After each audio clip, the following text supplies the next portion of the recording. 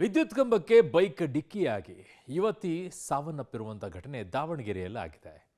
ಹುಡುಗಿ ಇಬ್ಬರು ಕೂಡ ಜಗಳ ಮಾಡ್ಕೊಂಡು ಹೋಗ್ತಾ ಇದ್ರ ಅಂತ ಯಾಕೋ ಈ ಪರಿಸ್ಥಿತಿಯಲ್ಲಿ ಕಾಣಿಸ್ತಾ ಇದೆ. ಅಲ್ಲಿ ಬರ್ತಾ ಇರುವಂಥ ಮಾಹಿತಿಯ ಪ್ರಕಾರ ಯುವಕ ಗಂಭೀರ ಗಾಯಗೊಂಡಿರುವಂಥ ಘಟನೆ ಇದು. ದಾವಣಗೆರೆ ಹೊರವಲಯದ ಮಿಟ್ಲುಕಟ್ಟೆ ಗ್ರಾಮದ ಬಳಿ ಆಗಿರೋದು. 21 ವರ್ಷದ ಪ್ರಿಯಾ ಸಾವನ್ನಪ್ಪಿರುವಂಥ ಯುವತಿ, ಯೋಗೇಶ್ ಗಾಯಗೊಂಡಿರುವಂಥವನು. ಇನ್ನು ಅಪಘಾತಕ್ಕೂ ಮುನ್ನ ಇಬ್ಬರು ಜಗಳವಾಡಿಕೊಂಡಿದ್ರ ಅನ್ನುವಂಥ ಅನುಮಾನ ಕಾಡ್ತಾ ಇದೆ. ದಾವಣಗೆರೆ ನಗರದ ನಿವಾಸಿಗಳಾದ ಇಬ್ಬರು ಕೂಡ ಕಾಲೇಜು ಮುಗಿಸ್ಕೊಂಡು ದಾಬಾವೊಂದರಲ್ಲಿ ಸ್ನೇಹಿತರ ಜೊತೆಗೆ ಊಟಕ್ಕೆ ಹೋಗಿದ್ದಾರೆ. ಊಟ ಮುಗಿಸ್ಕೊಂಡು ವಾಪಸ್ ಆಗುವಾಗ ಅನಾಹುತ ಸಂಭವಿಸಿದೆ. ಅಪಘಾತಕ್ಕೂ ಮುನ್ನ ಪ್ರಿಯಾ ಹಾಗೂ ಯೋಗೇಶ್ ನಡುವೆ ಡಾಬಾದಲ್ಲಿ ಗಲಾಟೆ ಆಗಿತ್ತಂತೆ. ಈ ದೃಶ್ಯ ಸಿಸಿಟಿವಿಯಲ್ಲೂ ಕೂಡ ಸೆರೆಯಾಗಿದೆ. ಜಗಳದ ಬಳಿಕ ಪ್ರಿಯಾ ಹಾಗೂ ಆಕೆಯ ಸ್ನೇಹಿತೆ ಒಂದು ಬೈಕ್ನಲ್ಲಿ ಹೋಗಿದ್ದಾರೆ. ಈ ವೇಳೆ ಯೋಗೇಶ್ ಹಿಂಬಾಲಿಸಿ ಆಕೆಯನ್ನು ಮನವೊಲಿಸಿ ತನ್ನ ಬೈಕ್ನಲ್ಲಿ ಕೂರಿಸಿಕೊಂಡಿದ್ದಾರೆ.